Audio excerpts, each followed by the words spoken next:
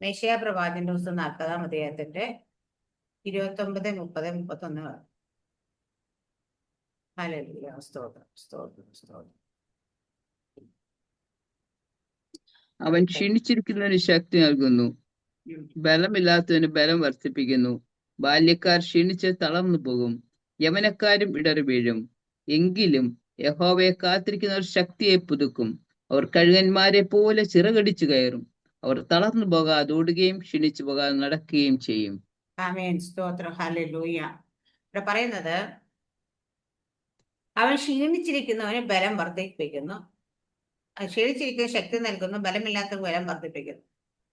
അപ്പൊ ശക്തി വരണമെങ്കിൽ എന്ത് വേണമെന്ന് വെച്ചാൽ നമുക്ക് ആർക്കാ ശക്തി വേണമെന്ന് വെച്ച് കഴിഞ്ഞാല് ക്ഷീണിച്ചിരിക്കുന്നതിന് ശക്തി വേണം അല്ലേ? ആർക്കാ ബലം വേണ്ടെന്ന് വെച്ചാൽ ബലമില്ലാത്തവർക്കാ ബലം വേണ്ട. ആർക്കാ ഭക്ഷണം വേണ്ട? വിശക്കുന്നതിന് ഭക്ഷണം വേണ്ട. ഹല്ലേലൂയ. അപ്പൊ നമ്മുടെ ജീവിതത്തിൽ ചിലപ്പോഴൊക്കെ ക്ഷീണവും ബലമില്ലായ്മയൊക്കെ വരുമ്പോൾ നമുക്കൊക്കെ വിഷമവും സങ്കടമൊക്കെ വരും അല്ലേ? കാരണം അയ്യോ നമ്മൾ ക്ഷീണിച്ചു പോകരുത്, നമുക്ക് ബലമില്ലല്ലോ, നമുക്ക് പറ്റുന്നില്ല. അപ്പൊ പലപ്പോഴും പലരും ഞാൻ ഉൾപ്പെടെ പലരും പറയാറുണ്ട്, അറിയാം, അമ്മ പ്രാർത്ഥിച്ചൊരു ലെവലെത്തി കഴിഞ്ഞ് പിന്നെ അങ്ങോട്ട് മുൻപോട്ട് പോകാൻ പറ്റുന്നില്ല. വല്ലാത്ത ക്ഷീണവും ഇപ്പം ജീവിതത്തെ അനുഭവപ്പെടുന്ന പോലെ വല്ലാത്ത ഉറക്കവും മയക്കവും ക്ഷീണവും ശരീരത്തിലൊക്കെ ഭയങ്കര ബലഹീനതകളൊക്കെ നമുക്ക് വരാറുണ്ട്. ഹല്ലേലൂയ. സ്തോത്രം. പക്ഷെ ഇവിടെ പറയുന്നത് അങ്ങനെ വരുമ്പോൾ നമ്മൾ സങ്കടപ്പെടേണ്ട കാര്യമൊന്നുമില്ല. കാരണം ക്ഷീണമുള്ളവർക്ക് ശക്തി തരാൻ വേണ്ടിയിട്ട് ഒരുവനുണ്ട്. കാരണം ആ ദൈവം ഹ്യൂമൻ നേച്ചർ, നമ്മുടെ മാനുഷ്യമായ ഇതാണ്. പലപ്പോഴും നമ്മളിപ്പോ ഈ അടുത്ത സമയത്ത് നമ്മൾ കാണാറുണ്ട്, വളരെ ചെറുപ്പക്കാരായ ആൾക്കാർ പോലും നിൽക്കുന്ന നിൽപ്പിൽ ഹല്ലേലൂയ ഓരോ അസുഖങ്ങൾ വന്ന് മരിക്കുന്നതും ലോകത്ത് മാറ്റിപ്പെടും. അപ്പൊ നമ്മളൊക്കെ വിചാരിക്കും നമ്മളെക്കാട്ടി പ്രായങ്ങൾ, നമ്മളെക്കാട്ടി ആരോഗ്യമുള്ള നമ്മളെക്കാട്ടി ബലമുള്ളവർ ഹല്ലേലൂയ അങ്ങനെയൊക്കെ പോകും. പക്ഷെ നമ്മൾ പ്രായം നല്ല പ്രായമുള്ള ആൾക്കാർ പോലും ഇപ്പോഴും നല്ല ആരോഗ്യത്തിന് ചെറിയൊരുക്കോടെ നടക്കുന്ന കാണാം. അപ്പൊ ഇത് നമ്മൾ വിചാരിക്കും നമ്മൾ കഴിക്കുന്ന ഭക്ഷണത്തിന്റെ ആയിരിക്കും, നമ്മുടെ ജീവിതചര്യയുടെ ആയിരിക്കും, നമ്മുടെ വ്യായാമത്തിന്റെ ആയിരിക്കും എന്നൊക്കെ. പക്ഷെ അല്ലെന്നേ. ഇതൊക്കെ ആരാ നമ്മള് പലരുടെ ഇടയിൽ നല്ല ശക്തിയോടെ ബലത്തോടെ നമ്മൾ നിർത്താൻ നമ്മുടെ ദൈവമാണ്. മനുഷ്യ സ്വഭാവം അനുസരിച്ച് നമ്മൾ പലപ്പോഴും അതുപോലെ ഇത് ശരീരത്തിന്റെ കാര്യമാണെങ്കിൽ അതുപോലെ നമ്മൾക്ക് ഇമോഷൻസിനെ അങ്ങനെയല്ലേ, ചില വിഷയങ്ങളൊക്കെ നമ്മുടെ മുമ്പിലേക്ക് വരുമ്പോൾ, പല പ്രയാസങ്ങൾ നമ്മുടെ മുമ്പിലേക്ക് വരുമ്പോൾ, പ്രതിസന്ധി നമ്മുടെ മുമ്പിലേക്ക് വരുമ്പോൾ ലോകത്തിലുള്ളവർക്ക് പലപ്പോഴും അവർ തളർന്നു പോകാറുണ്ട്. പലരും ആത്മഹത്യയിലേക്ക് എത്തിച്ചേരാറുണ്ട് അല്ലെ? വിഷയങ്ങളെ ഫേസ് ചെയ്യാൻ കഴിയാത്തത് കൊണ്ട് ഒരേ വിഷയം തന്നെ ഒരു ദൈവമക്കളുടെ മേൽ വരുമ്പോഴും അവരുടെ നേരെ വരുമ്പോഴും ഒരു ലോകക്കാരുടെ നേരെ വരുമ്പോഴും രണ്ടും രണ്ടായിട്ടാണ് വരുന്നത്. ഒരേ വിഷയം തന്നെ അവര് എഫക്റ്റ് രണ്ടായിട്ടാണ്. പലപ്പോഴും ഹല്ലേലൂയ സ്തോത്രം. ലോകക്കാരെന്ത് ചെയ്യാന്ന് വെച്ചാൽ ഇപ്പൊ നമ്മൾ ദിനം പ്രതി പത്രം എടുത്ത് നോക്കുമ്പോൾ ആത്മഹത്യ ചെയ്യുന്ന ഒരുപാട് പേരെ കാണാറുണ്ട്. എന്തുകൊണ്ടാ? അവരുടെ മുമ്പിൽ വന്ന ആ പ്രശ്നത്തെ അവർക്ക് നേരിടാനുള്ള ബലം അവർക്കില്ല. അവർക്ക് ശക്തി ഇല്ലാത്തത് കൊണ്ട് അവരത് ചെയ്യുന്നത്. നമ്മള് വിശേഷത്തിൽ തന്നെ കാണുന്നുണ്ട്, യേശു കർത്താവിന്റെ 12 ശിഷ്യന്മാരെ കുറിച്ച് കാണുന്നുണ്ട്. ഹല്ലേലൂയ. അതില് ആത്മീയമായിട്ട് ബലം ഇല്ലാതെ പോയൊരു മനുഷ്യനായിരുന്നു യൂദ. കാരണം എന്താ വെച്ചാൽ അവിടെ യൂദ ചെയ്ത തെറ്റ് യേശുവിനെ കാണിച്ചു കൊടുത്തു, 10 വെള്ളിക്കാശ് വാങ്ങിച്ചു. പക്ഷെ പിന്നീട് ഹല്ലേലൂയ അവൻ പോയി കെട്ടി ഞാന്ന് തൂങ്ങി ചത്ത്. ഹല്ലേലൂയ സ്തോത്രം. പക്ഷേ അവിടെ നമുക്കറിയാം കർത്താവിന്റെ സ്വഭാവത്തെ കുറിച്ച് മനസ്സിലാക്കി, കർത്താവ് കൊടുക്കുന്ന ദയയെ കുറിച്ച്, കർത്താവിന്റെ മനസ്സലിവിനെ കുറിച്ച്, ആ ഒരു മനസ്സലിവിനെ കുറിച്ച് മനസ്സിലായിരുന്നെങ്കിൽ ദൈവം എല്ലാം ക്ഷമിക്കുക, എല്ലാം പൊറുക്കുകയും ചെയ്യുന്ന ദൈവമാണെന്ന് മനസ്സിലായിരുന്നെങ്കിൽ ആ മടങ്ങി വരാനുള്ള ബലം ലഭിച്ച് അവിടെ പോയിട്ട് ഒന്നും കൂടെ ആ ബലഹീനതകൾക്ക് വേണ്ടിയിട്ട് പോയിട്ട് ശക്തി വാങ്ങാമായിരുന്നു. ഹല്ലേലൂയ. നമ്മുടെയൊക്കെ ലൈഫിൽ ഓരോ ദിവസം നമ്മുടെ ജീവിതത്തിൽ നടക്കുന്ന കാര്യങ്ങൾ എടുത്തു നോക്കിക്കഴിഞ്ഞാൽ നമുക്ക് മനസ്സിലാവും, നമ്മുടെ പോലെ പ്രശ്നങ്ങൾ അത്രയും പോലും പ്രശ്നങ്ങൾ ഇല്ലാത്ത പലരും അയ്യോ അയ്യോ വിളിച്ചുകൊണ്ട് ലോകത്തെ അങ്ങോട്ടും ഇങ്ങോട്ടും ഓടുമ്പോൾ നമ്മളെ നിർത്തുന്നത് നമ്മുടെ ദൈവമാണ്. ആ ദൈവം എന്തുകൊണ്ട് നമ്മളെ നിർത്തുന്നത് വെച്ചാൽ അതിന് തൊട്ട് മുമ്പത്തെ വാക്യം 28. നിനക്ക് അറിഞ്ഞുകൂടെയോ? നീ കേട്ടിട്ടില്ലയോ? യഹോവ നിത്യദൈവം, ഭൂമിയുടെ അറുതികളെ സൃഷ്ടിച്ചവൻ തന്നെ. അവൻ ക്ഷീണിക്കുന്നില്ല, തളർന്നു പോകുന്നതുമില്ല. അവന്റെ ബുദ്ധി അപ്രമേയമത്രേ. നമ്മുടെ ദൈവത്തെ കുറിച്ച് പറയുന്നത് ആമ ഇവിടെ ചോദിക്കുന്നത് എന്താ? നിനക്ക് അറിഞ്ഞുകൂടായോ? നീ കേട്ടിട്ടില്ലയോ? യഹോവ നിത്യ ദൈവം. ഹാലേലൂയ. സീസൺ അനുസരിച്ച് മാറുന്ന ദൈവമല്ല, അല്ല വിഷയങ്ങൾക്കനുസരിച്ച് മാറുന്ന ദൈവമല്ല. എന്ത് വിഷയം ഉണ്ടെങ്കിലും ഏത് കാലത്താണെങ്കിലും ആമേൻ സ്തോത്രം. കോവിഡിന്റെ കാലത്തൊക്കെ അമ്പലങ്ങളും പള്ളികളും സകലതും പൂട്ടി പ്രളയമൊക്കെ വന്നപ്പോ പല ദൈവങ്ങളും റോഡിലൂടെ വെള്ളത്തിലൂടെ ഒലിച്ച് നടന്നു. ഒഴുകി നടന്നു. അന്ന് അവരെ ആരെയും രക്ഷിക്കാൻ ദൈവത്തിൽ ഒന്നും പറ്റിയില്ല. പക്ഷേ നമ്മുടെ ദൈവത്തെ കുറിച്ച് അത് നിത്യതയും. അല്ലല്ല അവർ പറഞ്ഞ നിനക്ക് അറിഞ്ഞുകൂടെ? നീ കേട്ടിട്ടില്ല? യഹോവ നിത്യ ദൈവം, ഭൂമിയുടെ അറുതികളെ സൃഷ്ടിച്ചവൻ തന്നെ. അപ്പൊ ഭൂമിയെയും ഈ ഭൂമണ്ഡലത്തിൽ സകലത്തെയും സൃഷ്ടിച്ച് സൃഷ്ടിതാവായ ദൈവമാണ് യഹോവയാം ദൈവം. എന്നിട്ട് പറയുന്നത് അവൻ ക്ഷീണിക്കുന്നില്ല, തളർന്നു പോകുന്നതുമില്ല, അവന്റെ ബുദ്ധി അപ്രമേയമത്രേ. ആമേൻ. നമ്മുടെ ദൈവം നമുക്ക് ശക്തി തരുന്നത് എന്തുകൊണ്ടാന്ന് ചോദിച്ചാ ക്ഷീണിച്ചു പോകുന്ന ദൈവമല്ല. പല ദൈവങ്ങളെ ഇവിടെ തോളത്തെടുത്ത് ചുമന്നു കൊണ്ടുവന്ന് ഒരിടത്തുനിന്ന് മറ്റൊരിടത്തേക്ക് മാറ്റിക്കൊണ്ട് വെക്കുമ്പോൾ എന്റെ ദൈവത്തെ കുറിച്ച് പറയുന്നത് എന്റെ ദൈവം ക്ഷീണിക്കുന്നില്ല, അവൻ തളർന്നില്ല, തളർന്നു പോകുന്നില്ല. പിന്നെ പറയണ അവന്റെ ബുദ്ധി അപ്രമേയമത്രേ. നമുക്ക് പ്രവർത്തിക്കാന് ചിന്തിക്കാനേ കഴിയാത്ത ബുദ്ധിയാണ് നമ്മുടെ ദൈവം. അങ്ങനെയുള്ളൊരു ദൈവമാണ് നമ്മളോട് പ്രോമിസ് ചെയ്യുന്നത്. ഹാലേലിയ. അവിടെ പറയുന്ന അവൻ ക്ഷീണിച്ചിരിക്കുന്ന ശക്തി നൽകുന്നു, ബലമില്ലാത്തതിനും ബലം വർദ്ധിപ്പിക്കുന്നു. ഹാലേലൂയ. അപ്പൊ നമുക്ക് ഒരാൾക്ക് ഉണ്ടെങ്കിലല്ലേ കൊടുക്കാൻ പറ്റത്തുള്ളൂ. നമ്മുടെ കയ്യിൽ എന്തെങ്കിലും ഉണ്ടെങ്കിലല്ലേ, താമസം എന്നോട് എന്തെങ്കിലും ചോദിച്ചാൽ എനിക്ക് തരണമെങ്കിൽ എന്തെങ്കിലും ഉണ്ടെങ്കിലേ തരാൻ പറ്റത്തുള്ളൂ. കാരണം ഈ ദൈവത്തിന്റെ കയ്യിലാണ് ശക്തി, ബലം, അപ്രമേയ ബുദ്ധി, ക്ഷീണിച്ചു പോകാത്തവൻ, തളർന്നു പോകാത്ത അങ്ങനെയുള്ള ദൈവം നമ്മളെ അത് പകർന്ന് നമ്മളെ നടത്തുമെന്നാണ് പറഞ്ഞത്. എത്ര വലിയ പ്രോമിസാ. ഹാലേലൂയ. സ്തോത്രം. ഇന്നലെ ഞാൻ ബാക്കി വായിച്ചിരുന്നു. എന്ത് മെസ്സേജ് പറയുന്നത്? രാത്രി ഒത്തിരി ലേറ്റ് ഫോട്ടോ ഒക്കെ കഴിഞ്ഞാൽ ഒത്തിരി ലേറ്റ് ആയി. എന്നാലും വിടുന്നത് വായിച്ചു പെട്ടെന്ന് എനിക്ക് വരും. അപ്പൊ ഞാൻ ഈ വാക്യം വായിച്ചത് ആൻമരി എന്നോട് പറയുന്നത് അമ്മയ്ക്ക് വേണ്ടുന്ന വാക്ക് ചെയ്തത്. ഈ ദിവസങ്ങളിൽ വല്ലാത്ത ക്ഷീണം ശരീരത്തിലും ഒക്കെ അനുഭവപ്പെടുമ്പോൾ വേണ്ടുന്ന വചനമായിരുന്നു. എനിക്ക് വേണ്ടി തന്ന വചനമാണിതെന്നാണ് പറയുന്നത്. കാരണം എന്താ വെച്ച് കഴിഞ്ഞാല് നമ്മൾ ബലഹീനരാകുമ്പോഴാണ് ദൈവത്തിന്റെ ബലം വേണ്ടത്. നമ്മൾ ക്ഷീണിച്ചു പോകുമ്പോഴാണ് നമുക്ക് ഒരാൾ താങ്ങേണ്ടത്. ഹാലൂയ. നമ്മള് ചില സമയങ്ങളൊക്കെ നമ്മൾ തന്നെ പറയാറുണ്ട്, പണ്ടൊക്കെ ഏതെങ്കിലും ദൈവദാസന്മാരൊക്കെ വിളിക്കുകയും ബലപ്പെടുത്തുകയും ഒക്കെ ഇപ്പൊ ആരും വിളിക്കുന്നില്ല. കാരണം ഇപ്പൊ ദൈവനോട് ഒരിക്കൽ ഞാൻ പറഞ്ഞു, ഞാൻ മീറ്റിങ്ങിന് പോയിട്ട് ഇറങ്ങിയപ്പം എല്ലാവരോടും ഇതൊക്കെ പറയുന്നുണ്ട്. കർത്താവ് എന്താ എന്നോട് മാത്രം പറയാം? കർത്താവ് നിന്നോട് എന്തിനാ പറയുന്നത്? നീ ഇപ്പൊ നേരിട്ട് എന്നോട് സംസാരിക്കുന്നില്ല എന്ന് ചോദിച്ചു. അതുപോലെ നമുക്ക് എന്തെങ്കിലും വിഷയങ്ങളായിട്ട് നമ്മൾ ഇരിക്കുമ്പോഴാണ് നമ്മൾ അയ്യോ ആരെങ്കിലും ഒന്ന് വിളിച്ചിരുന്നെങ്കിൽ, ഒന്ന് പ്രാർത്ഥിച്ചിരുന്നെങ്കിൽ, അത് ദൈവാലോചന കേട്ടിരുന്നെങ്കിൽ. കാരണം വെച്ചാൽ അത് കേൾക്കുമ്പോൾ നമുക്കൊരു എനർജിയാ. നമ്മുടെ ജീവിതത്തിൽ ഒരു മാറ്റവും വന്നില്ലെങ്കിൽ പോലും പ്രസന്റ് സിറ്റുവേഷൻ ഒരു ചേഞ്ച് വന്നില്ല, ദൈവത്തിൽ നിന്ന് ഒരു അഴപ്പാട് കേൾക്കുക, ദൈവം നമ്മളെ കുറിച്ചുള്ള പർപ്പസ് വെളിപ്പെടുത്തുന്നത് നമുക്ക് ഭയങ്കര സന്തോഷമാണ്. കാരണം എന്താ? അവിടെ നമ്മുടെ മേൽ ഇറങ്ങി വരുന്ന ദൈവിക ശക്തിയെ കുറിച്ച് നമുക്ക് അറിയാൻ പറ്റും. ഹല്ലേലൂയ. ഇവിടെ ആ ദൈവം അങ്ങനെയുള്ള ദൈവം എന്താ വെച്ചാൽ ഭൂമിയെ യഹോവ നിത്യദൈവമായ ദൈവം ഭൂമിയുടെ അറുതികളെ സൃഷ്ടിക്കുവാൻ തന്നെ അവൻ ക്ഷീണിക്കുന്നില്ല, തളർന്നു പോകുന്നില്ല, അവന്റെ ബുദ്ധി അപ്രമേയം അത്ര. അങ്ങനെയുള്ള ദൈവമാ പറയുന്നത് അവൻ ക്ഷീണിച്ചിരിക്കുന്ന ശക്തി നൽകുന്നു, ബലമില്ലാത്തതിനും ബലം വർദ്ധിപ്പിക്കുന്നു. അടുത്ത് പറയുന്നത് ബാല്യക്കാർ ക്ഷീണിച്ച് തളർന്നു പോയി, യൗവനക്കാർ ഇടറി വീഴി, എങ്കിലും യഹോവയെ കാത്തിരിക്കുക ശക്തിയെ പുതുക്കും. അവർ കഴുകന്മാരെ പോലെ ചിറകടിച്ച് കയറും. അവൾ തളർന്നു പോകാതെ ഓടുകയും ക്ഷീണിച്ചു പോകാതെ നടക്കുകയും ചെയ്യും. ഹല്ലേലൂയ. എവിടെ പറഞ്ഞത് ചെറുപ്പക്കാരൊക്കെ ആയിട്ടുള്ളവർ പോലും പലപ്പോഴും തളർന്നു പോകുന്ന സ്ഥലത്ത് ഹല്ലേലൂയ അവിടെ യൗവനക്കാരൊക്കെ ഇടറി വീഴുന്ന സ്ഥലത്തും യഹോവയെ കാത്തിരിക്കുന്ന ശക്തിയെ കൊടുക്കും. കോവിഡിന്റെ സമയത്ത് പലരും ഭയപ്പെട്ട് പെരക്കകത്ത് അടച്ചിരുന്ന സമയത്ത് പോലും എത്രയോ ദൈവമക്കൾ, ദൈവദാസന്മാരൊക്കെ ഇറങ്ങി പ്രവർത്തിച്ചിട്ടുണ്ട്. കാരണം എന്താ വെച്ചാ നമ്മളോട് ദൈവം തരുന്ന പ്രോമിസാണ്. ഞാൻ നിന്റെ കൂടെയുണ്ട്. ഹല്ലേലൂയ. ഞാൻ നിന്നെ ശക്തീകരിക്കും, ഞാൻ നിന്നെ സഹായിക്കും, എന്റെ നീതിയുള്ള വലങ്കയോട് ഞാൻ നിന്നെ താങ്ങി നടത്തും. അതെന്താന്ന് വെച്ചാ നമുക്ക് എവിടെ എന്ത് സിറ്റുവേഷനിലാണ് നമുക്ക് ആവശ്യം, അവിടെയെല്ലാം ദൈവം നമ്മുടെ കൂടെ ഇരിക്കുന്ന മഹത്വത്തിൽ പ്രത്യാശ ക്രിസ്തു നമ്മളിൽ ഇരിക്കുന്നെങ്കിൽ ഹാലല്ലേ അവിടെ പറയുന്ന കർത്താവിന്റെ വചനം പറയുന്നത് ഞാൻ ലോകത്തെ ജയിച്ചവനാ. ഈ ലോകത്തെ ജയിച്ചവനെ നമ്മുടെ കൂടെ ഇരിക്കുന്നത്, സകലത്തെയും കാൽക്കീഴിലാക്കിയവനെ നമ്മുടെ കൂടെ ഇരിക്കുന്നത്. ഹല്ലേലൂയ. ആമേൻ. സകലത്തിന്റെ തലയായവനെ നമ്മുടെ കൂടെ ഇരിക്കുന്നത്. അപ്പൊ ആ ദൈവം നമ്മളിലാണ് ഇരിക്കുന്നതെങ്കിൽ, നമ്മളിലൂടെയാണ് സഞ്ചരിക്കുന്നതെങ്കിൽ, നമ്മളിലാണ് വസിക്കുന്നതെങ്കിൽ, ഈ ലോകത്തിന്റെ ഒന്നും നമ്മളെ ഭയപ്പെടുത്താൻ കഴിയില്ല. വീണ്ടും നമുക്ക് പറയാം, പക്ഷെ നമ്മുടെ ദൈവത്തെ കുറിച്ച് ഒരു ബോധ്യം നമുക്കുണ്ടാണ്.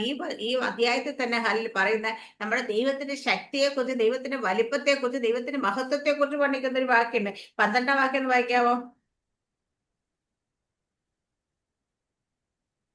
തന്റെ ഉള്ളംകൈ കൊണ്ട് വെള്ളം അളക്കുകയും ചാടുകൊണ്ട് ആകാശത്തിന്റെ പരിമാണം എടുക്കുകയും ഭൂമിയുടെ പൊടി നാഴിയിൽ കൊള്ളിക്കുകയും പർവ്വതങ്ങൾ വെള്ളിക്കോൽ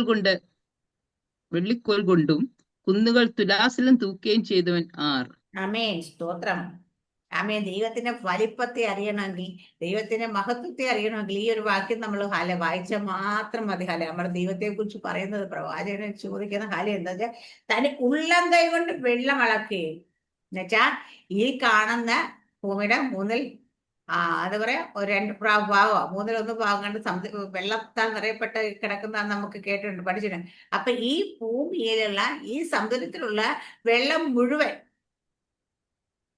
ഹാലലിയ പറഞ്ഞ ആ വെള്ളം ഉള്ളംകൈ കൊണ്ട് ആ ഉള്ളംകൈയിൽ ഹാലലിയെ കൊണ്ട് അളക്കാൻ കഴിയുന്ന ദൈവം. ഹാലലിയ. അടുത്ത പറഞ്ഞേ, ആമേ ചാണുകൊണ്ട് ആകാശത്തെ പരിമാണം എടുക്കുകയും ഭൂമിയുടെ പൊടി നാഴിയിൽ കൊള്ളിക്കുകയും പർവ്വതങ്ങൾ വെള്ളിക്കോൽ കൊണ്ട് കുന്നുകൾ തുലാസിലും തൂക്കുകയും ചെയ്യുന്നത്. അപ്പം ഹാലലിയ ആകാശത്തിന്റെ ചാണുകൊണ്ട് ഇതുകൊണ്ട് ഇത് ആകാശത്തിന്റെ ആമേൻ. സ്തോത്രം, സ്തോത്രം. ആകാശത്തിന്റെ പരിമാണമെടുക്കുകയും ഭൂമിയുടെ ഉള്ള പൊടി മുഴുവൻ, മണ്ണ് മുഴുവൻ അവർ നാഴിൽ കൊള്ളിക്കുകയും ചെയ്യുന്ന അത്രയുള്ള ഈ പർവ്വതങ്ങളെയൊക്കെ വെള്ളിത്തുലാസ് തൂക്കി നോക്കുന്ന, വെള്ളിക്കോൺ കൊണ്ടും കുന്നുകൾ തുലാസും തൂക്കി നോക്കി. അപ്പൊ ഇതൊക്കെ ഇത്രയും വലിപ്പമുള്ള ഒരു ദൈവത്തെ കുറിച്ചും ഇത്ര ശക്തനായ ദൈവത്തെ കുറിച്ച് പറഞ്ഞിരിക്കുന്ന ദൈവം ആരാണ്. ഞാൻ പലപ്പോഴും പറയാറുണ്ട്, നമ്മളെപ്പോഴും ആവർത്തിച്ചിട്ടുണ്ട്, നമ്മുടെ ദൈവം ആരാണെന്ന് തിരിച്ചറിഞ്ഞിട്ട്. ഞാൻ നേരത്തെ പറഞ്ഞ പോലെ ഒരിടത്തുനിന്ന് മറ്റിടത്തേക്ക് നമ്മൾ ചുമന്നു കൊണ്ടുപോയി വെക്കുന്ന ദൈവമല്ല. നമ്മൾ എന്തെങ്കിലും കൊണ്ട് നിർമ്മിച്ച് കൊണ്ടുവന്ന് വെച്ചിട്ട് ഒരു എന്ത് ചെയ്യണം, അവർക്ക് സ്വയം സഞ്ചരിക്കാൻ കഴിയുന്നുണ്ടോ ഒന്ന് കാണാൻ. നമ്മൾ കാണാൻ ദൈവങ്ങൾക്ക് ആർക്കെങ്കിലും ഇവിടെ ഈ 30 ദൈവങ്ങൾ ഉണ്ടെന്ന് നടക്കും. അതുപോലെ ഈ കാണുന്ന ആരാണെങ്കിലും ഏത് ദൈവമെങ്കിലും ഇറങ്ങി ഒരിടത്തേക്ക് തനിയെ പോകുന്നതായിട്ട് നമ്മൾ കാണുന്നുണ്ടോ? ഇല്ല. ആൾക്കാർ തോളത്തിരുന്ന കൊണ്ടുവെക്കുന്നത്, ഒരിടത്ത് കൊണ്ടുവച്ചാൽ അവിടെ ഇരുന്നോളും. അതിന് കാണാൻ കഴിയുന്നില്ല, കേൾക്കാൻ കഴിയുന്നില്ല, മിണ്ടാൻ കഴിയുന്നില്ല, ഒന്നും കഴിയുന്നില്ല. വെറും ഊമ വിഗ്രഹമായിരിക്കുന്ന അതിനെ, ഒരു പ്രതിമയായിരിക്കുന്ന അതിന് മുമ്പിൽ ചെന്നാൽ എല്ലാവരും വണങ്ങിയിട്ട് പറയും, എനിക്ക് അത് ചെയ്തു തന്നെ, എനിക്കിത് ചെയ്തു തന്നെയെന്ന്. പണ്ട് ദേവദാസൻ ഇങ്ങനെ പ്രസംഗിച്ചപ്പോൾ പറഞ്ഞൊരു കാര്യം ഓർമ്മ, പറഞ്ഞൊരു എക്സാമ്പിൾ ആയിട്ട്, നമ്മുടെ വീട്ടിലൊക്കെ TV വെച്ചിട്ടുണ്ട്. TV എല്ലാ വീട്ടിലും TV കാണുമല്ലോ. ആ TVയുടെ മുമ്പിൽ ചെന്ന് നിന്നിട്ട് നമ്മുടെ മക്കള്, അപ്പാ എനിക്ക് പേന വേണം, എനിക്ക് ബുക്ക് വേണം, എനിക്ക് കുട വേണം എന്ന് പ്രാർത്ഥിക്കുന്ന പോലെയാണ് അന്ന് ഓരോരുത്തരും യൂമ വിഗ്രഹത്തിന് ഉപയോഗിച്ച് പ്രാർത്ഥിക്കുന്നു. TV ഇങ്ങോട്ടും അങ്ങോട്ടും എല്ലാം കേൾക്കുമോ സിസ്റ്ററെ? ഇങ്ങോട്ട് ശബ്ദം ബഹളം ഒച്ചയൊക്കെ ഉണ്ട്, പക്ഷെ അങ്ങോട്ടും എല്ലാം കേൾക്കുമോ? ഒന്നുമില്ല. പക്ഷേ ഇന്ന് പോയി പ്രാർത്ഥിക്കുന്ന ദൈവങ്ങള് ഇങ്ങോട്ടും ഒച്ചയില്ല, അങ്ങോട്ടും ഇല്ല. അതിനെക്കാട്ടി കഷ്ടമാണ്. അതിന് മുമ്പ് പോയി പറയുന്നു ആമേൻ സ്തോത്രം. പക്ഷെ നമ്മുടെ ദൈവം അങ്ങനെയല്ല. ഞാൻ വിശ്വസിക്കുന്ന, ഞാൻ ആരാധിക്കുന്ന, ഞാൻ സേവിക്കുന്ന എന്റെ ദൈവം ഇവനുള്ള ദൈവം. ഞാൻ സംസാരിച്ച എന്നോട് തിരിച്ച് സംസാരിക്കും, ഞാൻ ചോദിച്ച എന്നോട് മറുപടി പറയും. ഹല്ലേലൂയ. ആമേൻ. നമ്മുടെ അടിയിലേക്ക് വെളിപ്പെട്ട് വരും അവൻ. നമ്മളെ മനുഷ്യരെ പോലെ അപ്പൊ ഒരു സ്നേഹിതൻ തന്നോട് സംസാരിക്കുന്ന പോലെ നമ്മളോട് സംസാരിക്കുന്ന ദൈവം. ആ ദൈവത്തിന്റെ വലിപ്പവും മഹത്വവും ഒന്ന് തിരിച്ചറിയണം നമ്മൾ ദൈവത്തെ സേവിക്കാൻ. ഇവിടെ പറയുന്നത് വലയേക്കാൾ ക്ഷീണിച്ച് തന്നു യൗവനക്കാരുടെയെങ്കിലും യഹോവയെ കാത്തിരിക്കുക ശക്തിയെ പുതുക്കും. അപ്പൊ ദൈവത്തെയാണ് കാത്തിരിക്കുന്നത്. നമ്മളൊരു കാത്തിരിപ്പിലാണ്. എന്താ? കർത്താവിന്റെ വരവിന് വേണ്ടി പ്രത്യാശയോടെ കാത്തിരിക്കുന്നവർ. അതിനെ പൗലോസപ്പോസ്തലൻ ഭാഷയെ പറഞ്ഞാൽ തന്നെത്താൻ സൂക്ഷിച്ച് അമ്മയെ ഒരുങ്ങി കാത്തിരിക്കുന്ന ഒരു മണവാട്ടിയെ പോലെ ദൈവത്തിന് വേണ്ടി കാത്തിരിക്കുന്നത്. അഴുക്ക്, കറ, മാലിന്യം, വാട്ടം, ചുളുക്കം ഇതൊന്നും ഇല്ലാതെ നമ്മൾ തന്നെത്താൻ ഒരുക്കി അപ്പൊ കാത്തിരിപ്പ്, ഒരു അങ്ങനെ കാത്തിരിക്കുന്ന ഓരോ ദിവസം എന്തെന്ന് വെച്ചാൽ ശക്തിയെ പുതുക്കും. നമ്മളുള്ള ശക്തി ഓരോ ദിവസം കഴിയുന്നതും പുതുക്കി വരും. ശക്തിയെ പുതുക്കും. ഹാലേലിയ. അവർ കഴുകന്മാരെ പോലെ ചിറകടിച്ച് കയറും. അപ്പൊ കഴുകനെ ഉപയോഗിച്ചിരിക്കുന്നത് എന്തുകൊണ്ടാ?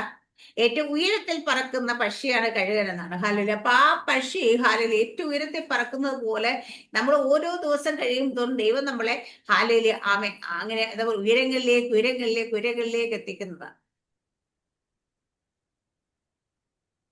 എപ്പോഴും നമ്മുടെ ആത്മീയ ജീവിതം കീഴോട്ടാകരുത്, മേലോട്ടാകരുത്. പണ്ട് 10 വർഷം മുമ്പ് വന്ന വിശ്വാസി വന്നപ്പോഴുള്ള ഹാലേലിയ വിശ്വാസവും പ്രത്യാശയും ഹാലേലിയ ആത്മീയ കൃപകളും കൃപാവരങ്ങളും ഒന്നും ആയിരിക്കില്ല നമ്മൾ 10 വർഷത്തിന് ശേഷം ഇന്നിരിക്കുമ്പോൾ. അത് വർദ്ധിച്ച് വർദ്ധിച്ച് വർദ്ധിച്ച് വരണം. അങ്ങനെയാ പറഞ്ഞത്. കഴുകൻ എങ്ങനെ ഓരോ ദിവസം കഴുകൻ കുഞ്ഞിനെ പറക്കാൻ പഠിപ്പിച്ചു കഴിഞ്ഞാൽ ഇന്ന് പറക്കുന്ന ഉയരമല്ല നാളെ പറക്കാൻ പഠിപ്പിക്കുന്നത്. ഹാലയിലെ അങ്ങനെ ഉയരങ്ങളിലേക്ക് പറക്കാൻ പഠിപ്പിക്കുന്നത് പോലെ തന്നെയാണ് ഹാലയത്തെ ദൈവമക്കൾ എപ്പോഴും ആത്മീയമായി നമ്മൾ 10 വർഷമോ 20 വർഷമോ 25 വർഷം എന്ന വർഷങ്ങളുടെ വലിപ്പം പറയാനല്ല നമ്മൾ എത്രത്തോളം ആത്മീയമായി ഉയരുന്നു എന്നുള്ളത് വളരെ പറയാം. അങ്ങനെ ദൈവം പറയുന്നത് യഹോവയെ നമ്മൾ ദൈവത്തെയാണ് കാത്തിരിക്കുന്നത്, ദൈവത്തിനാണ് പ്രത്യാശ വെച്ചിരിക്കുന്നത്. ദൈവത്തിന്റെ വരവിങ്ങനെയാണ് ഒരുങ്ങുന്നതെങ്കിൽ നമ്മൾ ഓരോ ദിവസം കഴിയുന്തോറും വർദ്ധിച്ച് വർദ്ധിച്ച് വരും. അതിന് യാതൊരു സംശയമില്ല. പക്ഷെ നമ്മുടെ കാത്തിരിപ്പൊക്കെ വേറെ എന്തിനെങ്കിലും ആണെങ്കിൽ നമ്മുടെ അല്ലെങ്കിൽ ഈ ജാതികളെ പലരും ലോട്ടറി എടുത്തിട്ട് ലോട്ടറി അടിക്കാൻ കാത്തിരിക്കുന്നത് പോലെയാണോ? ലോട്ടറി എടുക്കുന്നത് എങ്ങനെയാ? ഈ ഒരു നറുക്ക് ഓണം നറുക്കെടുപ്പ് കഴിയുമ്പോൾ വിഷു നറുക്കെടുപ്പ് വരും, അത് കഴിയുമ്പോൾ ക്രിസ്മസ് നറുക്കെടുപ്പ് വരും. ഹാലയില്ലേ. അപ്പൊ ബമ്പർ വരും. അപ്പൊ ഇന്ന് കിട്ടില്ല, നാളെ അത് കിട്ടും, മറ്റന്നാൾ ഇത് കിട്ടും, കാത്തിരിക്കുക ചെയ്യുന്നു. പക്ഷെ നമ്മൾ അങ്ങനെ കാത്തിരിക്കുന്നവരല്ല. ദൈവം ഈ കർത്താവെ നീ എപ്പോ വരും എന്ന് വിചാരിച്ച് ഒരുങ്ങി കാത്തിരിക്കുന്നവരാണെങ്കിൽ യഹോവയെ കാത്തിരിക്കുന്നവർക്കായി ശക്തി കൊടുക്കുന്നത്. ഹാലയില്ലേ. അവരെന്നിട്ട് കഴുകന്മാരെ പോലെ ചിറകടിച്ച് അവർ തളർന്നു പോകാതെ ഓടി ക്ഷീണിച്ചു പോകാതെ നടക്കുകയും ചെയ്യും. അപ്പം ദൈവത്തെ കാത്തിരിക്കുന്നവർക്ക് കുറച്ച് ഭയങ്കര ക്ഷീണ സിസ്റ്റർ, ആത്മീയമായിട്ട് ഭയങ്കര മടുപ്പാണ്, നിഹലല്ലോ ഇതൊന്നും വേണ്ടായിരുന്നു, ഇതോട്ടൊന്നും ഇറങ്ങി വരണ്ടായിരുന്നു എന്ന് പറയുന്നവരല്ല. ജീവിതത്തിൽ എന്ത് പ്രതിസന്ധി വരുമ്പോഴും ഏത് പ്രതികൂലം വരുമ്പോഴും അതിനെ ഹാലേലുയ കണ്ടുകൊണ്ട് ആ പ്രതികൂലത്തെ കണ്ടുകൊണ്ട് ദൈവത്തിന് മഹത്വം കൊടുത്തുകൊണ്ട് സൈന്യത്താലെ ശക്തിയാലെ ദൈവത്തിന്റെ ആത്മാവിനാൽ തന്നെ ഞാൻ ഇതിനെ ജയിച്ച് കയറുമെന്ന് പറഞ്ഞുകൊണ്ട് ഓരോ ദിവസം നമുക്ക് മുൻപോട്ട് പോകാൻ കഴിയുന്നവരായിരിക്കണം. ഹാലേലുയ. ദൈവസന്നിധി നമ്മൾ നിൽക്കുന്നവരൊക്കെ എപ്പോഴും എങ്ങനെയായിരിക്കണം? നമ്മുടെ ജീവിതത്തിൽ പ്രതികൂലങ്ങൾ വരുത്തില്ലെന്ന് ഞാൻ പറയത്തില്ല. കാരണം കഴിഞ്ഞ ദിവസം നമ്മൾ രാവിലെ ചിന്തിച്ച കണക്ക് ഹാലല്ലേ പറഞ്ഞ പോലെ വെള്ളത്തിൽ കൂടെ പോവും, തീ കൂടെ പോകും, പക്ഷെ ഇതൊന്നും നിന്നെ ദഹിപ്പിക്കത്തില്ല, വെള്ളം നിന്നെ മുക്കി കളയത്തില്ല. തീയുടെയും വെള്ളത്തിന്റെ അനുഭവങ്ങൾ നമ്മുടെ ജീവിതത്തിൽ സംഭവിക്കും. പക്ഷേ സംഭവിക്കുമ്പോഴും അതിനെല്ലാം ജയത്തോടുകൂടി അതിനെല്ലാം ഒരു പുഞ്ചിരിയോടുകൂടി അല്ലെങ്കിൽ അതിനെല്ലാം നല്ല സന്തോഷത്തോടുകൂടി നേരിടാൻ കഴിയുന്ന ദൈവം, അതിനുള്ള ശക്തി ദൈവം തരുന്നു, അതിനുള്ള ബലമാണ് തരുന്നത്. ഹാലേലിയ. നമുക്ക് ഏറ്റവും നമുക്ക് അതിനകത്ത് ഏറ്റവും ഇതായിട്ട് പറയാൻ പറ്റുന്ന ഭാഗം 2 കൊരിന്ത്യർ ലേഖനം 12:9 ഹാലേലിയ. ഒന്ന് വായിക്കാവോ സിസ്റ്റർ?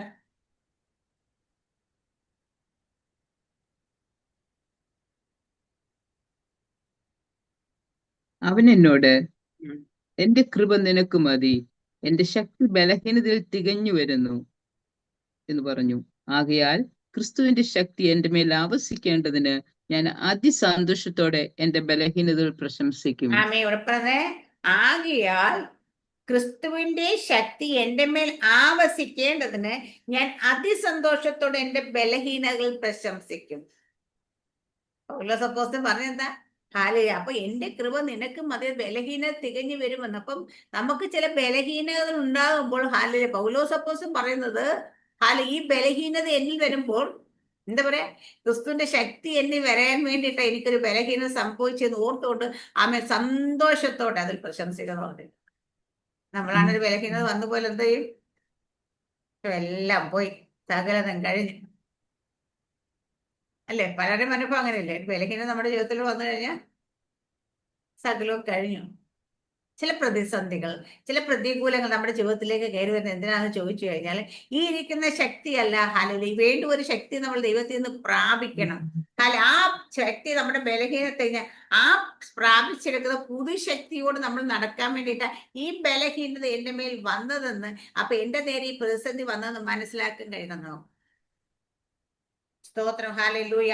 അപ്പം ജീവിതത്തിൽ പ്രതികൂലങ്ങളും പ്രതിസന്ധികളും അപ്പൊ അങ്ങനെ വരികയാണെങ്കിൽ നമുക്ക് എന്താ നമ്മുടെ ജീവിതത്തിൽ പലപ്പോഴും പിശാച് ചിലത് കൊണ്ടുകൊണ്ട് വരുന്ന ദൈവം അതിനെ അനുവദിക്കാതല്ല, ദൈവം അനുവദിച്ചു കൊടുക്കുന്നത് എന്തിനാന്ന് ചോദിച്ചു കഴിഞ്ഞാൽ ഈ പ്രതിസന്ധി നമ്മുടെ ജീവിതത്തിലേക്ക് വരുമ്പോൾ നമ്മളിപ്പോ ഇരിക്കുന്ന ഈ ഒരു അവസ്ഥയിൽ പോരാ, ഒന്നും കൂടെ ഒന്ന് ശക്തി പുതുക്കണം, ഒന്നും കൂടെ ഒന്ന് നമ്മൾ അടുത്തൊരു ലെവലിലേക്ക് എത്തണം.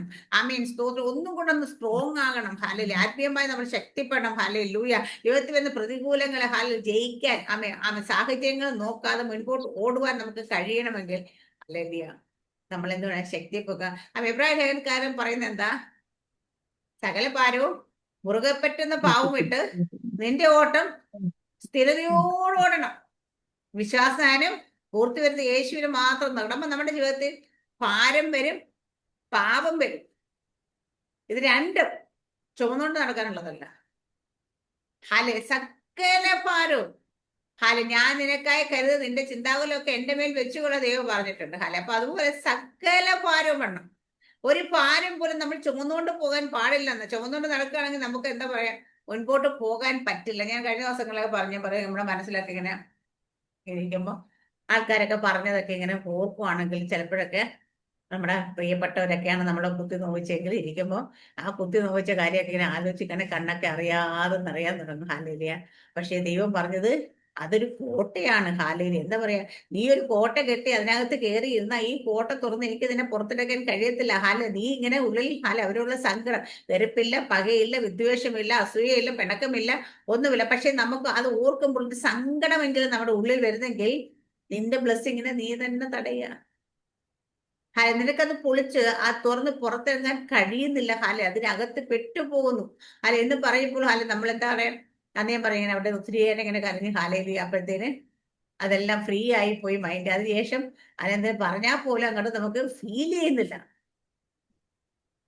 വലിയ ഫീലിങ്സ് ഒന്നും വരുന്നില്ല. എന്താ വെച്ച് കഴിഞ്ഞാല് അതിനെ നമ്മൾ ചെയ്യും. അപ്പൊ ആ ഒരു പ്രതിസന്ധിച്ച അല്ലെങ്കിൽ എന്താ അതൊരു ഭാരമായിട്ട് നമ്മുടെ ഉള്ളിൽ ഇരിക്കുക. ജീവിതത്തിന് ഭാരം മാത്രമല്ല, അതൊരു വൈകാരികമായ ഭാരമാ, മാനസികമായ ഒരു ഭാരമാണ് നമ്മുടെ ഉള്ളിലിരിക്കുക. അതും ചുമന്നുകൊണ്ട് നമ്മൾ നടക്കുന്നത്. അപ്പൊ സകല ഭാരവും ഇപ്പൊ ശരീരത്തിന്റെ ബലഹീനത, അത് ജീവിതത്തിന്റെ പ്രതിസന്ധിയാണെങ്കിൽ, അത് മാനസികമായ ഒരു വൈകാരിക ഭാരമാണെങ്കിൽ, അത് എന്താണ് അതെല്ലാം വിടണം. അതുപോലെ മുറുകെ പറ്റുന്ന ചില പാപങ്ങൾ, നമുക്ക് ശരിക്കും ജയിക്കാൻ പറ്റാത്ത, അതിന് ഉപേക്ഷിക്കാൻ പറ്റാത്ത, ജീവിതത്തിൽ നിന്ന് ഒരിക്കലും അടർത്തി മാറ്റാൻ പോലും കഴിയത്തില്ല, ഇതിനെ ജയിക്കാൻ കഴിയുന്ന ചിന്തിക്കുന്ന ആ മുറുകെ പറ്റിക്കിടക്കുന്ന ചില പാപ സ്വഭാവം നമുക്കുണ്ട്. ഞാൻ പറയാൻ, ചില ആൾക്കാർ ഒരു കാര്യമില്ലെങ്കിലും നാക്കെടുത്ത ഫസ്റ്റ് വരുന്ന നുണയായിരിക്കും. ഒരു ആവശ്യമില്ല അവിടെ പറയുന്നത്. അപ്പൊ ഹല്ലേലൂയ അത് പറഞ്ഞു പോകും. ഇതെന്താ നമ്മൾ പറയാൻ ചെറുതാകട്ടെ വലുതാകട്ടെ, ഒരു കാര്യം നുണ പറയാനായിട്ട് നമ്മുടെ നാവിനെ നമ്മൾ ചലിപ്പിച്ചു കഴിഞ്ഞാൽ കുറച്ചു നേരത്തേക്ക് നമ്മൾ ദൈവത്തിന്റെ നാവായിരിക്കണം എന്ന് പറഞ്ഞ് നമ്മുടെ നാക്കിനെ എടുത്ത് പിശാചിന്റെ കയ്യിലേക്ക് അല്പസമയം കൊടുത്തിട്ട് ഇന്ന് ആ പിശാചെ നീ ഉപയോഗിച്ചു എന്ന് പറയുന്ന തുല്യമാണ്.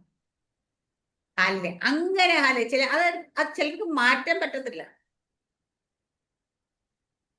സ്തോത്രം. അപ്പൊ മുറുകെ പറ്റുന്ന ചില പാപങ്ങൾ ചില ആൾക്കാർ കണ്ടിട്ട് ഈ പറയുന്നുണ്ട്, അങ്ങോട്ട് പോകുന്നില്ല. ഹാലേ സ്തോത്രം.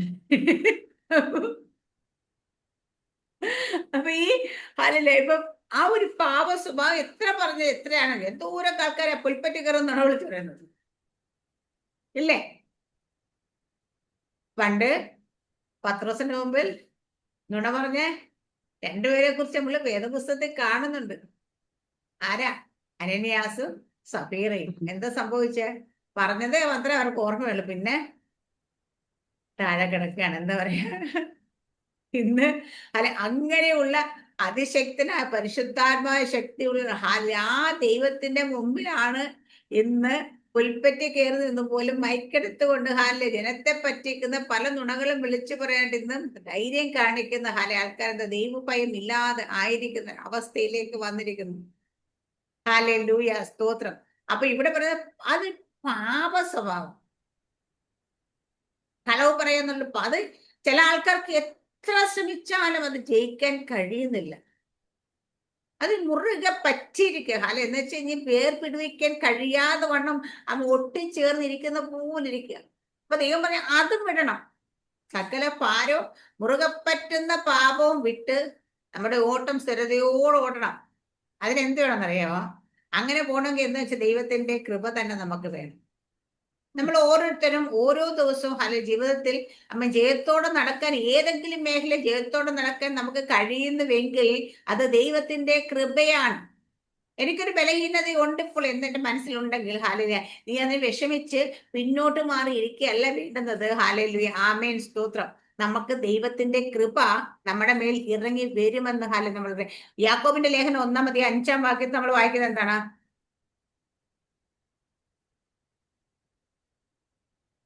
നിങ്ങളിൽ ഒരുത്തിന് ഞാനും കുറവാകുന്നുവെങ്കിൽ ഫലസിക്കാതെ എല്ലാവർക്കും ഔദാര്യമായി കൊടുക്കുന്നതിനായി ദൈവത്തോട് യാചിക്കട്ടെ, അപ്പോൾ അവന് ലഭിക്കും. ആമേ. നമ്മളിത് പിള്ളേരൊക്കെ പഠിക്കാനായിട്ട് പിള്ളേർക്ക് കിട്ടി പ്രാർത്ഥിക്കുമ്പോഴാണ് നമ്മളിത് ഹാലലിയ ഈ വചനം പറഞ്ഞു. പക്ഷെ അങ്ങനെയല്ല ഇവിടെ പറയുന്നത്. ഹാലലിയ, നിങ്ങൾ ഒരുത്തന് ജ്ഞാനം കുറവാകുന്നെങ്കിൽ ഫലസിക്കാതെ എല്ലാവർക്കും ഔദാര്യമൊക്കെ ദൈവത്തോട് യാചിക്കണം. അതിന്റെ ഹാലലിയ അതിന് തൊട്ട് മുമ്പത്തെ വാക്യങ്ങൾ വായിച്ചാൽ എന്നാൽ നിങ്ങൾ ഒന്നിലും കുറവില്ലാതെ തികഞ്ഞരും സമ്പൂർണരാകേണ്ട സ്ഥിരതയ്ക്കു തികഞ്ഞ പ്രവൃത്തിയുണ്ട്. ഈ പ്രവൃത്തി സ്ഥിരതയ്ക്ക് തികഞ്ഞ, നമ്മൾ ഒന്നിനും കുറവില്ലാതെ തികഞ്ഞ സമ്പൂർണരുമാകണമെങ്കിൽ ഒരു സ്ഥിരതയ്ക്ക് തികഞ്ഞ പ്രവൃത്തി നമുക്ക് ഉണ്ടാകണമെങ്കിൽ നമുക്ക് എന്താ പറയാ, ദൈവത്തിൻ്റെതായ ജ്ഞാനം വേണം, അല്ലെ ദൈവത്തിന്റെ കൃപ വേണമെന്ന് നമുക്ക് പറയാം. എബ്രാഹിം പറഞ്ഞ കൃപാസനത്തിലേക്ക് നമുക്ക് അതിദൈവത്തിലേക്ക് കടന്നു. അപ്പൊ ഈ കൃപ നമുക്ക് വേണം. ഇതാണ് ഇവിടെ പറയുന്നത്. നിങ്ങൾ ഒരുത്തന് നമുക്ക് ഒരാൾക്ക് ആ ജ്ഞാനം കുറവാണെങ്കിൽ സകല ഔദാര്യമേ കൊടുക്കും ദൈവം. അപ്പൊ നമുക്ക് ശക്തിയാ വേണ്ട ശക്തി തരുന്നു, ബലം വേണ്ടവർക്ക് ബലം നൽകുന്നു, അല്ലെ ജ്ഞാനം വേണ്ടവർക്ക് ജ്ഞാനം നൽകുന്നു, ബുദ്ധി ഉപദേശിക്കും ബുദ്ധി ഉപദേശിക്കും. അപ്പൊ ഇത് സകലതും ഹലല്ലേ ഔദാര്യമേ നൽകുന്ന ദൈവത്തോട് കുറവാകുന്നെങ്കിൽ ഫലസിക്കാതെ എല്ലാവർക്കും ഔദാര്യം ദൈവത്തോട് യാചിക്കുക, അപ്പോൾ അവന് ലഭിക്കും. എന്നാൽ അവനൊന്നും സംശയിക്കാതെ വിശ്വാസത്തോടെ യാചിക്കണം. ഹലെ എന്നിട്ട് അടുത്ത വാക്യൊക്കെ നമ്മൾ സംശയിക്കാൻ കാറ്റടിച്ച് നുലയുന്ന കടത്തിലേക്ക് ഇങ്ങനെയുള്ള മനുഷ്യൻ കർത്താവിന് വല്ലതും ലഭിക്കുന്ന നിരൂപിക്കുക. ഇരുമനസ്സുള്ള മനുഷ്യൻ തന്റെ വഴികളിലൊക്കെ അസ്ഥിരനാകുന്ന ഹല. അപ്പൊ നമ്മളെപ്പോഴും സ്ഥിരതയോടെ വിശ്വാസത്തോടെ നമ്മൾ പറയുന്നവർക്ക് വിശ്വാസം പൂർത്തി വരുന്ന ഈശ്വരൻ നോക്കേണ്ട സ്ഥിരതയോട്ടോട്ട് നമുക്ക് ഓടണമെങ്കിൽ ദൈവത്തോട് തന്നെ യാചിക്കണം. അതാ പൗലോസ് അപ്പോസ്തലൻ പറഞ്ഞു, എന്റെ ബലഹീനതകൾ ഞാൻ പ്രശംസിക്കുന്നത്. എന്താ ആ ബലഹീനത എന്നിലുണ്ടാകുമ്പോ അറിയാം, എന്റെ ഈ ശക്തി ഒന്ന് പുതുകാൻ പോവുക, എനിക്ക് ഇത്രയും നാളും കിട്ടിയ ശക്തിയല്ല, ഇനി അതിനെക്കാട്ടി വലിയ ശക്തി എന്റെ മേൽ ഇറങ്ങി വരാൻ എനിക്കൊരു ബലഹീനത സംഭവിച്ചു.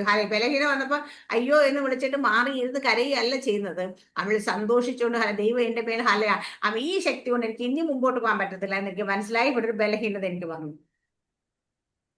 അപ്പൊ ആ ബലഹീന അല്ലെ എന്റെ ജീവിതത്തിൽ വലിയൊരു പ്രതിസന്ധി വന്ന് ഇത്ര നാൾ ഞാൻ ഫേസ് ചെയ്തു പോലെ അല്ല ഇപ്പൊ നിൽക്കുന്ന പ്രതിസന്ധി. ഹല്ലേലൂയ, ആമേൻ. അവിടെ ഞാൻ തളർന്നു തോന്നുന്നു എന്നൊരവസ്ഥ വരുമ്പം നമ്മൾ എന്താ വെച്ചാൽ സന്തോഷിക്കണം. ഹല്ലേലൂയ. ഇത്ര നാളും നമ്മൾ ഇവിടെയൊക്കെ ആയിരുന്നു, ഇങ്ങനെയൊക്കെ ഇരുന്ന് പെട്ടെന്നൊരു പ്രതിയോഗി നമ്മുടെ നേരെ എഴുന്നേൽക്കുക. ഹല്ലേലൂയ. കുറെ ഗോസിപ്പും മറ്റു പ്രചരണങ്ങളും മറ്റതും മറിച്ചതൊക്കെ പറയുകയാണെങ്കിൽ എന്താ ചെയ്യേണ്ടതെന്ന് ചോദിച്ചു കഴിഞ്ഞാൽ, ഈ ശക്തി ഇപ്പൊ നിൽക്കുന്ന ശക്തി പോരാ. എനിക്ക് ദൈവം അടുത്ത ഒരു പവർ ഇങ്ങോട്ട് തരാൻ പോവാ. കാരണം ഈ ശക്തി കൊണ്ട് ഈ ചാർജ് കൊണ്ട് ഞാൻ ഓടത്തില്ല. എന്ന് ഇതുവരെ ഉണ്ടാകുന്ന പ്രതിസന്ധികളും പ്രതികൂലങ്ങളൊക്കെ ജയിക്കാൻ എനിക്ക് ഇത്രയും മതിയായിരുന്നു. പക്ഷെ എന്റെ മുമ്പിൽ ഇപ്പൊ നിൽക്കുന്ന പ്രതിസന്ധി ജയിക്കാൻ ഇത് പോരാ. നമ്മൾ പലപ്പോഴും ഉപവസിക്കാനും പ്രാർത്ഥിക്കുകയൊക്കെ ചെയ്യാറുണ്ടല്ലോ. ഉപവാസത്തോടെ ദിവസം ഇരിക്കാറുണ്ട്. എന്തിനാ ഉപവസിക്കുന്നത് എന്ന് ചോദിച്ചാൽ നമ്മൾ എല്ലാവരും പറയും, ദൈവത്തോട് കൂടെ വസിച്ചാൽ ദൈവത്തിന്റെ ശക്തി നമുക്ക് ലഭിക്കും. ഹാലലുയ. അതിന് വേണ്ടി ശരിയാ, ചില പ്രതികൂലങ്ങൾ വരുമ്പോൾ എന്തുകൊണ്ട് നമ്മുടെ ജീവിതത്തിൽ പ്രതിസന്ധികൾ വരുമ്പോഴാണ് കൂടുതൽ നമ്മൾ എല്ലാവരും ഉപവസിക്കുന്നത്. ഈ പ്രതിസന്ധികൾ നമ്മൾ ഉപവസിക്കുമ്പോൾ നമ്മുടെ നമ്മൾ ഉപവസിച്ച് പ്രാർത്ഥിച്ചപ്പോൾ ദൈവ പ്രതിസന്ധി എടുത്ത് മാറ്റിയെന്ന് അല്ല. അങ്ങനെയല്ല സംഭവിക്കുന്നത്. നീ ഉപവസിക്കുകയും പ്രാർത്ഥിക്കുകയും ദിവസം ഇരിക്കുകയും ചെയ്യുമ്പോൾ നിന്റെ ശക്തി വർദ്ധിച്ചു. നീ ശക്തിയായി തീർന്ന് പണ്ടുണ്ടായ ശക്തി അല്ല നിന്നുള്ളത്. നിന്റെ ശക്തി വർദ്ധിച്ചപ്പോ എന്താ ചെയ്യാ, നിന്റെ മുമ്പിൽ നിന്ന് പ്രതിയോഗിക്ക് നിന്നോട് എതിർത്ത് നിൽക്കാൻ കഴിയാത്തോണ്ട് പ്രതിയോഗി എന്താ വെച്ചാൽ പ്രതികൂലം മാറിപ്പോവുക ചെയ്യുന്നത്, ദൈവം എടുത്ത് മാറ്റുകയല്ല ചെയ്യുന്നത്. അപ്പൊ ദൈവം എപ്പോഴും നമ്മുടെ ഭൂമിയിലേക്ക് വിട്ട് എന്തിനാണെന്നറിയാമോ? നമ്മുടെ ഭൂമിയിൽ ആക്കി വെച്ചിരിക്കുക എന്തിനാണെന്നറിയാമോ? എന്തിനാ? നമുക്കൊന്ന് ചിന്തിച്ച ഒരു ബുദ്ധി വെച്ച് ദൈവത്തിന് ഒരു സെക്കൻഡ് പോലെ നമ്മുടെ ജീവിതത്തിൽ നിൽക്കുന്ന ചില വിഷയങ്ങളൊക്കെ എടുത്തു മാറ്റാനായിട്ട് ഒരു സെക്കൻഡ് മതി.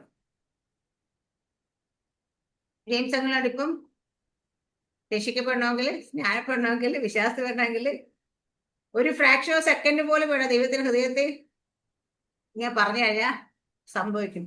സംഭവിക്കാതെ വെച്ചത് എന്തിനാണെന്നറിയാം? ശക്തി ഒന്നും പുതുകട്ടെ. അല്ലെ നമ്മൾ അതിനെ ജയിക്കണമെന്ന അല്ലെ നമ്മുടെ ജീവിതത്തിൽ നിൽക്കുന്ന പ്രതിസന്ധി.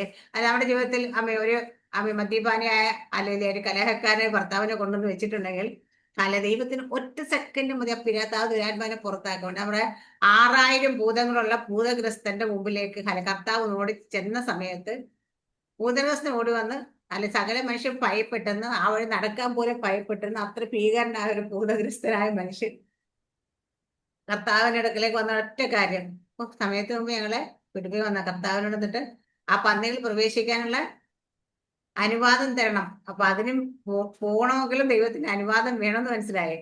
ആ അനുവാദം ഒരാൾ കയറാൻ മാത്രമല്ല, ഇറങ്ങണ ദൈവത്തിന് അനുവാദം വേണം. അല്ലെങ്കിൽ അനുവാദം കൊടുത്ത സെക്കൻഡിൽ ഇത് മാറിപ്പോ അയാള് സുബോധമുള്ളവനായി മാറി. അതുപോലെ അല്ലെ സുബോധമുള്ളവനെ ഒരുവനെ മാറ്റാൻ ദൈവത്തിന് ഒരു സെക്കൻഡ് പോലും സമയം വേണം. പക്ഷെ എന്നിട്ടും നമ്മുടെ ജീവിതത്തിൽ മാറാതെ നിൽക്കുന്നെങ്കിൽ ദൈവം ആഗ്രഹിക്കുന്ന ഒരു കാര്യം എന്താന്ന് വെച്ചാൽ അല്ലെ നമ്മളുടെ ശക്തി ഇത് പോരാ, നമ്മളൊന്നുകൂടെ ബലപ്പെടണം, നമ്മളൊന്ന് ശക്തി വേണം. അപ്പം അതിനു വേണ്ടി നമ്മൾ നമ്മുടെ ജീവിതത്തിൽ വന്ന പ്രയാസ പ്രതികൂലങ്ങളെ നമ്മൾ തന്നെ ജയിക്കണം ദൈവം ആഗ്രഹിക്കും. നമ്മുടെ പുറപ്പാട് പുസ്തകത്തിനകത്ത് ചെങ്കടലിന് മുമ്പിൽ ചെന്ന സകല മനുഷ്യരും കരഞ്ഞ് മോശയും കരഞ്ഞു. ദൈവം ചോദിച്ചു, മോശെ നീ എന്തിനാ കരയുന്നത്? നിന്റെ കയ്യിൽ ഞാൻ അധികാരം തന്നിട്ടുണ്ട്, നീ അല്ലെ. അപ്പൊ ഞാൻ ചോദിക്കാം, മോശ കൈ ഉയർത്താ ദൈവത്തിന് പ്രവർത്തിക്കാൻ പറ്റത്തില്ലയോ? പറ്റും. പക്ഷേ ദൈവം അങ്ങനെ പ്രവർത്തിക്കുന്ന ദൈവമല്ല. ദൈവം നമ്മൾ ഒരിടത്ത് ആക്കി വെച്ചാൽ അതോർത്ത് നമുക്ക് തന്ന നമ്മൾ വാ തുറക്കണം, നമ്മൾ പറയണം, നമ്മൾ കരം ഉയർത്തണം, നമ്മൾ കൽപ്പിക്കണം. ഇതിനാ ദൈവം നമ്മളെ ആക്കി വെച്ചിരിക്കും.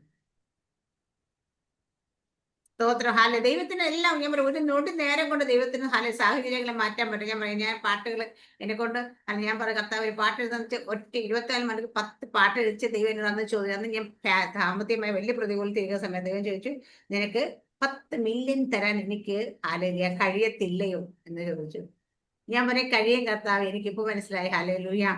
എത്ര നമ്മുടെ കയ്യിൽ എത്ര പണം ഉണ്ടെന്ന് പറഞ്ഞാലും ഒരു പാട്ട് എഴുതാനൊക്കെ എന്നോട് ഇമ്മാനുവൽ കണ്ടതിനോട് അങ്ങനെ എന്റെ പാടാൻ വന്നപ്പോൾ എന്നോട് പറഞ്ഞു, ആന്റി ഞാൻ പറഞ്ഞു എനിക്ക് മ്യൂസിക് എന്താന്ന് പോലും അറിയത്തില്ല കുഞ്ഞെന്ന് പറഞ്ഞ പറഞ്ഞ്, അയ്യോ ആന്റി അങ്ങനെ പറയുന്നത് കേട്ടോ, ഞങ്ങളൊക്കെ ഇത്രയും പാട്ടോടി ഞങ്ങൾക്ക് ഒരു ലൈൻ പോലും എഴുതാൻ കഴിഞ്ഞിട്ട് ഇതുവരെ. അപ്പൊ ഇതൊരു ദൈവം തന്ന കൃപ. അപ്പൊ അത് എങ്ങനെ പറഞ്ഞു? ഞാൻ പറഞ്ഞു അങ്ങനെയല്ല, ഞാൻ പറയും എനിക്ക് എന്റേതായ കഴിവില്ലാതെ ഞാൻ പറയും, ഒരു പേഴ്സന്റെ പോലും കഴിവില്ല, ഇത് ദൈവത്തിന്റെ കൃപ തന്നെയാണെന്ന് എനിക്ക് അറിയാമെന്ന്. അപ്പൊ അതുപോലെ നമുക്ക് ദൈവത്തിന് കഴിയാത്ത ഒരു കാര്യമില്ല. ബൈബിൾ എത്ര പുസ്തകങ്ങളുണ്ടെന്ന് പോലെ അറിയാത്ത എന്നെ കൊണ്ട് വചനം പ്രസംഗിപ്പിച്ചു തുടങ്ങിയ ദൈവമാണ്. ഹല്ലേലൂയ.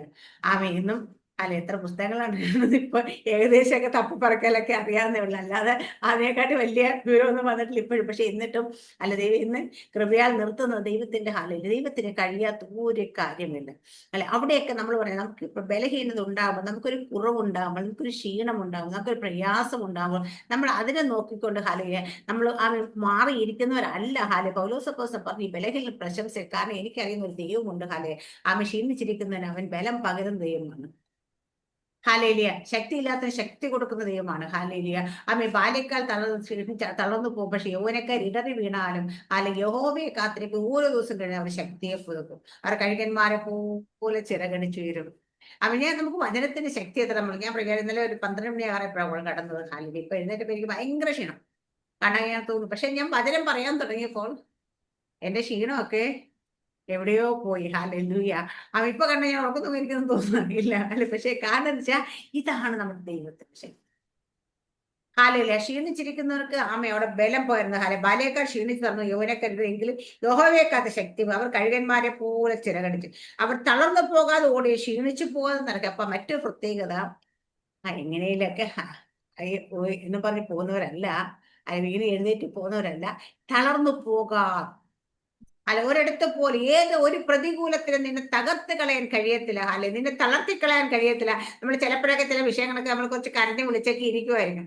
പക്ഷെ കരഞ്ഞു വിളിച്ച് എന്ന് അവിടെ ഇരിക്കുമെന്ന് ശത്രു കണ്ട് സന്തോഷിക്കേണ്ട. ഹല്ലേലൂയ എന്ന് പറയും. നമ്മൾ ശത്രു നോക്കി പറയും, ഞാൻ വീണാലും വീണ്ടും എഴുന്നേക്ക്, നീ അത് കണ്ട് സന്തോഷിക്കണം എന്ന് പറയാൻ കഴിയുന്നവരായിരിക്കും നമ്മളെ നോക്കുന്നത്. ഹാലേലൂയ. ഇവിടെ പറഞ്ഞത് അങ്ങനെയാണ്.